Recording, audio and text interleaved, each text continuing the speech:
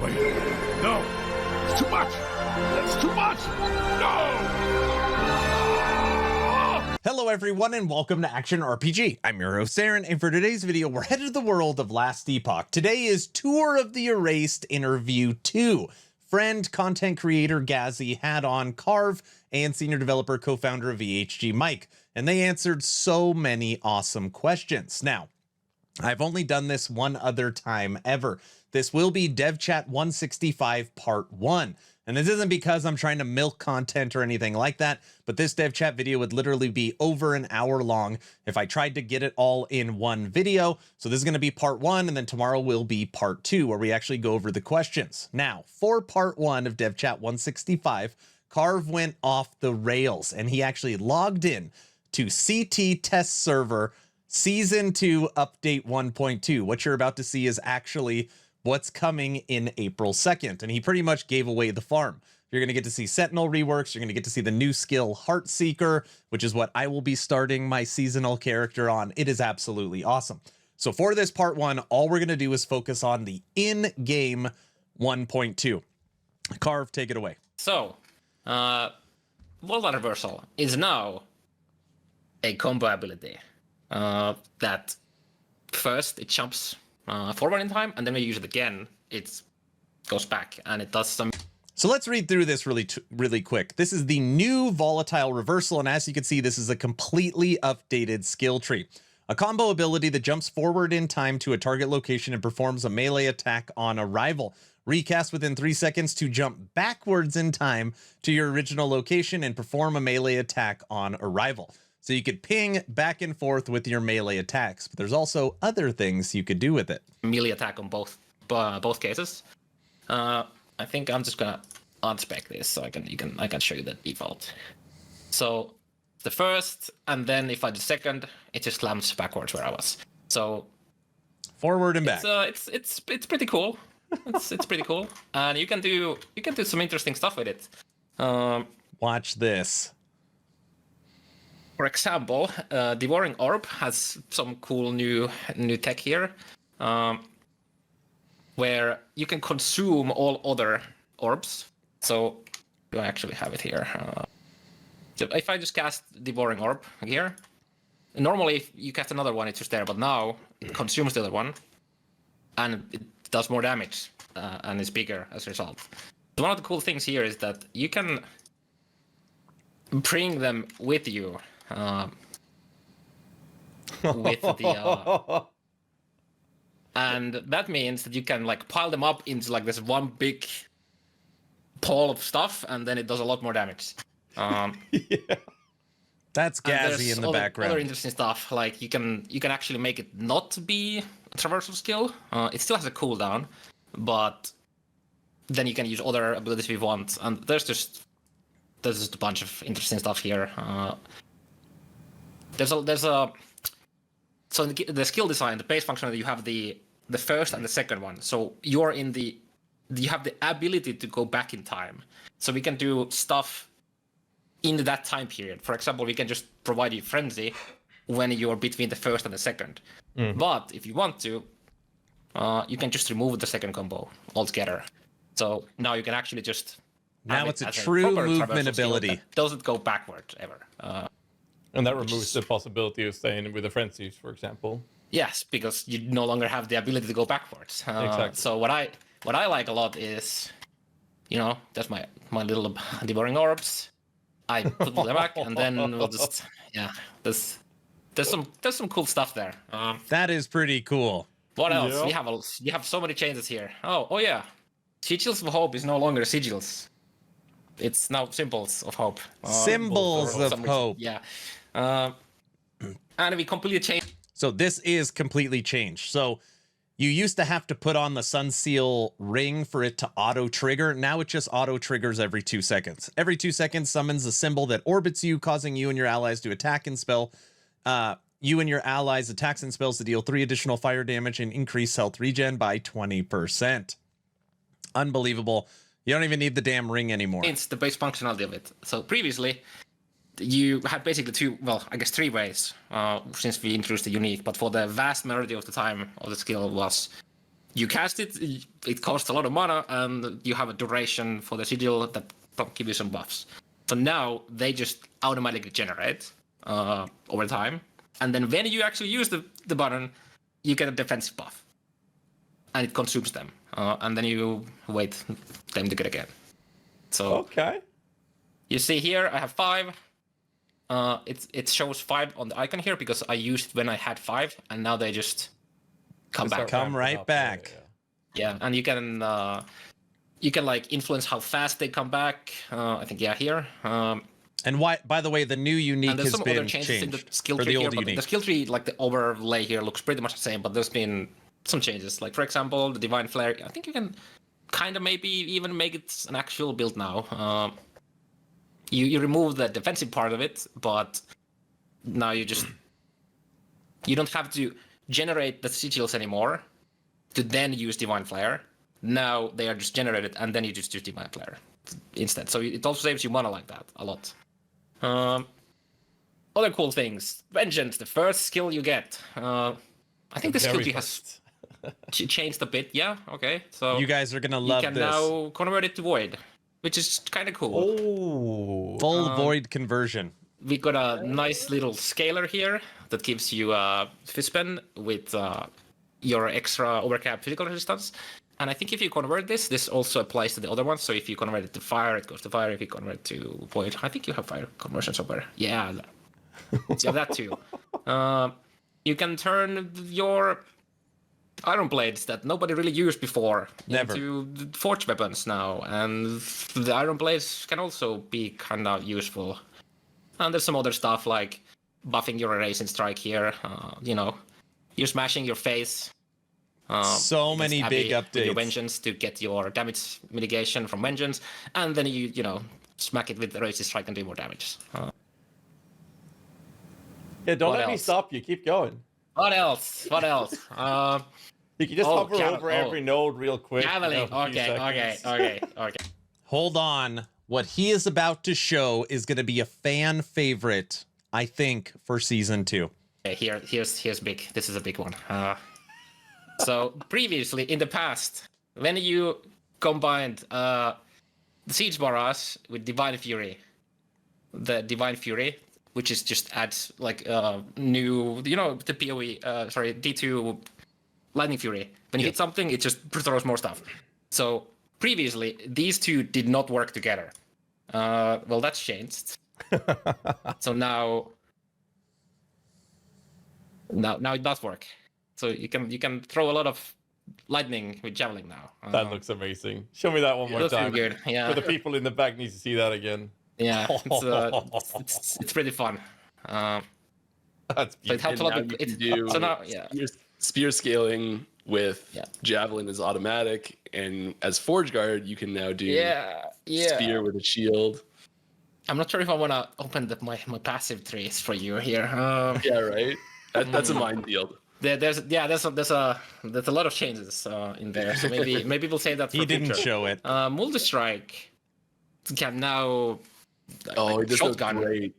Yeah, you can shotgun now. So you have some really good single target with Bladestorm now, which is That's beautiful. it turned the skill into an actually really good skill now. That's the You're result. saying it was really bad and now you actually made it good. Is that what you're saying? It's better. It lacked on the single target. Like you couldn't invest into making it really good for single target. You Yeah. could do stuff like smite proc stuff like that, but now you can actually make the skill do really good damage on its own. What else? Any forge There's so strike much. stuff? I've got Void.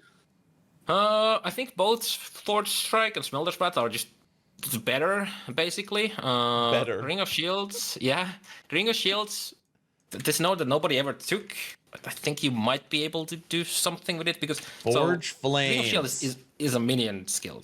I don't think many people know that, but it's a minion skill, and it had this fire damage for a time here, but nobody really used. But it might work now. We've done a lot of small changes around Judgement, because one of the things with Volatile Reversal was that it was providing a lot of mana if you build it like that way. So there's You like had the to. Judgement mana dump build that you had to use Volatile Reversal to get mana back. So we capped how much mana you can actually consume without nerfing the damage. So it doesn't empty your mana pool like crazy anymore, which is kind of nice. And also it just does more damage. Well, that's now, a nice, so. neat change. It's a lot of quality of life in that. Yeah.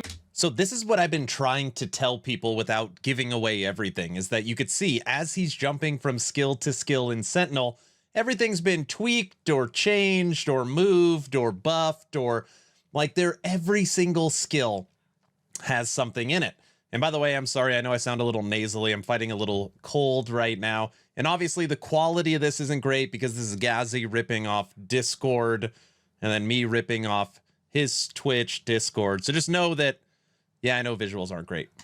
Shield throw no longer has a cooldown as a baseline, which is kind of cool. It still has it so that you can only throw a shield at a time. So if your shield is still, ping-ponging between enemies, you can't throw another one. Okay. Well, now with 1 point, you can also remove that. So you can't just throw them as much as you Now want. you can machine gun your shields. Going through a lot of points to even get there. And if you still want to play it with the cooldown, you can do that and do more damage. And then it also now can chain off you. So you can do more single target damage with it if you want. And you can combine it with you could just be like a hybrid of, shield throw and then something else. Use it on the cooldown and whatnot, instead of just spamming the one skill. So this is part of the throwing niche that you're shield throws a lot of setting into the Sentinel. Yeah, there's a lot of. I think shield bash just does more damage. Oh yeah, one thing that people have been asking for a long time is full Rive conversion of Void. With Void conversion, you have that now. Nice. There's a lot of changes around here. So a lot of people love spin to win. What are the changes for season 2 since we're opening up this can of worms? What's the changes to Warpath, if any? Nothing. I don't think there's too many changes on Warpath specifically. There's some buffs here and there, I think. Because Warpath is already good. Yeah, really especially good. If you're playing that's a Void Knight with the echoes. And the masteries, just the changes to the passive trees are making it a lot better, regardless of how you play it, basically. And you were not able to show the skill tree. I'm probably already getting fired from showing this. Correct. He's already done. Maybe I'll not get sued if I don't show them. But yeah, there's a lot of changes in the passive trees, and you'll definitely learn about them. So yeah. So now Carve is going to show off what I am most excited about in Season 2. I know Rax was watching live and immediately started leveling up a marksman. This is the brand new skill coming to Season 2, April 2nd, Heartseeker. This is what I am going to be starting with Season 2. It's unbelievably fun. I've already fully leveled one up in CT. Enjoy this. Skill itself, the base functionality is as simply as you shoot an arrow to a target. It ignores everything on its way to whatever you were aiming, and then it hits that, and then it has a chance to hit it again. So basically, it goes through it, comes back and hits again. And one of the key mechanics of this is to increase the recurve chance, so you can hit the same target with one use of the ability many times. So if you guys remember Guided Arrow from D2, in its glory, when it was able... It's basically Guided Arrow. Now, I just want to point out one thing that there was some eagle-eyed people that noticed. He is fully spec'd out. He does not have 1 point right now into Heartseeker, and he's got 16 available he could use, which means if he leveled this skill up, he'd be at 26. Able to pierce and hit the target multiple times. We basically just did that and added the skill tree. Okay. There's a very long, interesting discussion on a lot of design portions of this. One being how do we do the chance to hit the target multiple times? So in D2, you just have a pierce chance, right? Mm-hmm. And each percentage that you get is just way better than the previous. So if you go from 50% to 75% chance, and then you go from 75 to 100% chance, it's so much more powerful. So we didn't want to have this where it just every single point it gets crazy good for multiple reasons. It makes it harder for us to provide the chance in gear and whatnot, because we have to be very careful to not allow you to hit like over 95% chance. We want there to be some volatility so that it's not always hitting 5 times every single time, or 6 times, or 7 times, or whatever. So we couldn't really go with a you have, the first one, like every single time you just pierce once, and then you invest into another pierce chance or stuff like that. So what we ended up being is every single time it successfully recurves, the next one, the chance is just multiplied by a number that keeps going down. So if you start with, I wonder if we have an example here. So let's say that you have 200% chance. You're guaranteed on the first to hit again. And then that 200% chance gets multiplied by 0.8. So 160. I'm not going to do math on stream here. Sorry. 160. Yeah. 1.6. So you just keep going down until eventually it's no longer a guaranteed chance. And now you run into this point where you have this chance to get like a really nice chain of getting multiple hits, or it just fails. So that's where the volatility comes from. You're shooting him so fast you won't even notice. On the skill tree. But before I go there, do you have any questions on that? No, I think that sounds like a really cool way to create that volatility without it feeling bad. I like that. Yeah, we did. My favorite part of this tree, and you're going to see it when he shows you the gameplay, is that it auto triggers puncture. So you could actually take puncture with the skill. It is unbelievable. Did a lot of math and simulations, and it's just probably somebody could go dig it up from some of our chats. But yeah, it was fun. You maybe show it in action a little bit once you're. Yeah. Okay. So I have. Oh yeah, this is a base skill only, so I don't have much. But this is the base skill. It's all. I have some gear that cool. gives me. So it's just, it goes through the enemy and goes back and it hits again. That's nice. I love his movement speed. So one of the main reasons for this skill is that we didn't have like a strong, like a single target, like a physical based skill. We have the detonating arrow. We can't convert the physical. So basically the only physical abilities are just flurry, puncture, and the multi-shot. And you can make multi-shot into a single target ability, but it's not really a single target ability by base. So that's what the Heartseeker is. Single target. By its like basic design doing. It's so damn good. You can clear with it. For example, if you take this node, so we were talking about the chances on how many times it goes through an enemy. So we actually pre-calculate this. So if you kill an enemy and you have this node, for every additional chance it would hit the enemy, the additional time it would hit the enemy, instead puncture comes out. So if you, let's say that you had 10 hits and you just one-shot the enemy on the first hit, you get 10 punctures just flying around to other enemies. So that's... How this actually looks in endgame is just an endless sea of punctures. But of course, it's only on kill, so this doesn't help you for single target.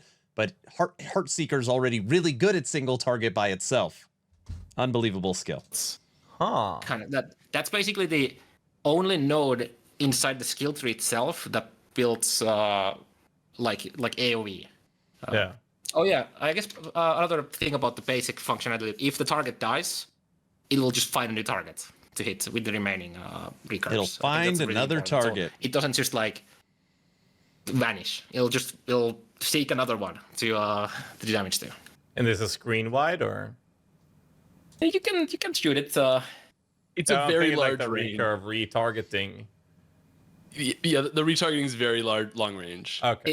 It'll just keep hitting the same target, and then if it dies, I think the retarget it's probably like half a screen or something. I don't remember exactly how far, but it's pretty far. Yeah. Okay. I mean, if we could probably go find out by going into an area with some normal monsters that die, then I can actually show this or two. But yeah, some other stuff. So obviously we have some just base, recurve chance, and then we talk about the volatility. So this is a cool node because this just sets it so that it'll never go below 66%.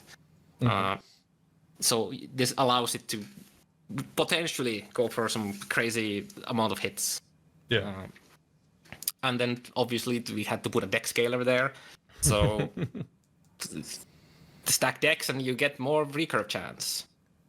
We got cold conversion, and we mentioned about the frostbite. So there's some frostbite support on Rogue there. You can convert it to fire, obviously. We have decent amount of bleed and poison support. Like for example, here you can convert your armor shred into poison chance. It kind of reminds, I think Runemaster has armor shred to frostbite chance. So, yeah. We got that there. Yeah, obviously we have the crit hit based stuff here, and then you can combine these. So you can go gold crit, you can go fire crit if you wanted to. For example, Dragon Song. With the Okay, I've been thinking about this because people are like, do you think Carve and EHG had this planned to just go off the rails during Gazzy's stream? And the only reason why I'm leaning more towards yes is because he already had these bows prepped in his inventory. That's my only guess. By the way, what he's about to show is awesome. the crits, or you could do Rhino Winter. As you can see, they're proccing there. They're proccing a lot. They're fucking a lot, yeah. Rocking a lot. Yeah, you can do some fun stuff here. You can make it into mana generator. Because the base mana cost. I have a bow that reduces my mana cost. I'm so excited for this skill. Yeah, it has a pretty low. It has a pretty low base mana cost. Obviously, you can increase it with some of the passives that Rogue has, but you can just also turn it into the mana scaler. There's some cool stuff here. You can also Twist you can and change turns. how the. I should probably put bow back on. As you can see how the. The visual pattern. Yeah, it changes the visual here because this was another thing we debated a lot. Is how should it look like when it? They put a visual back. difference in the skill tree. This looks really cool when it goes like that, but not everyone liked it. So that's why we just put it into a node instead. And it has a slow chance there, so it's not entirely just for the theme, but yeah. All right. I really want to show you this, so let me. Here we go. Yeah, knock yourself out. I mean, it's fun. You got a handful of more questions before we're done. So just take your time. Don't worry about it. Here's the visual on We Heartseeker. got time. Yo, we got plenty of time. Go for it. Just want to show you waypoint there. the page function right there. The leak. I should probably do. Specialized puncture too, even. I don't need to do that, but. So you see some punctures are flying off here. Christ. Obviously, this is pretty weak enemies, so. But this is a way to build it. Oh my God. Supposedly Rax was watching this and And then, immediately started a marksman. I guess another cool thing. There's a unique quiver that I don't currently have here that converts puncture to cold currently in the game. What it does not do currently, it doesn't convert the bleed chance from the bloodthirst to frostbite, but it does in season 2. So you can do a frostbite puncture plus Heartseeker stuff. Oh my gosh. Feels good. So how are you gonna I make should show how the conversion here. how are we gonna make other builds compete with this type of clear speed? Well, to be fair, we are in like the lowest. Yeah. So here's the cold converted one. Oh, so when you don't have a target to hit, it's just gonna bounce back and forth where you aimed. Yeah. Okay. So you could actually stack up a bunch of arrows before a boss becomes attackable. Yep. Yeah, and then Fire. there's a fire. That looks You can fantastic. Yeah, you can also turn this into a throwing ability. Watch actually when you saw that see on burning the trailer. daggers. It comes from a unique that I don't currently have. It's a triggered throwing ability at that point, isn't it? Yeah. So you don't actually throw it yourself. It just comes from the unique. But you have some interesting support here for throwing and spell builds. For example, the Dragon song that I was showing earlier.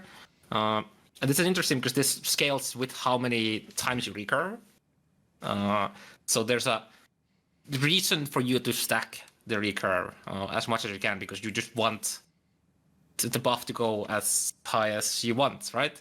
And it also keeps throwing, so this is where you could also use this as support kill for some throwing marksman build, maybe that, you know, those exist. Watch well, so the daggers. there's a lot of cool stuff in Heartseeker. And it is really important to excited. note that this is a marksman specific ability. You cannot use this on Falconer or Blade Dancer. Yes, this is only for marksman. Yep.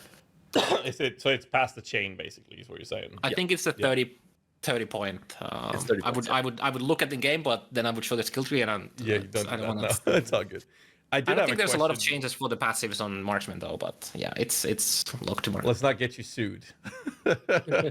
We appreciate the showcase. I did have a question though regarding like extra skills past the chain, right? We know there's one lacking for the Lich, and we know there was one missing for the Paladin. Is that still the case for Season 2?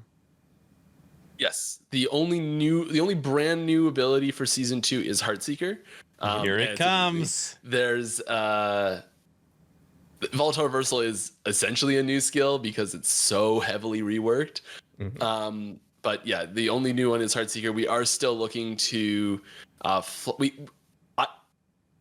know what the we as a team we know what the I love this build. Sorry, getting distracted by card playing. He's got the daggers out. Slots are going to be, and we have started working on some of those new abilities for future updates.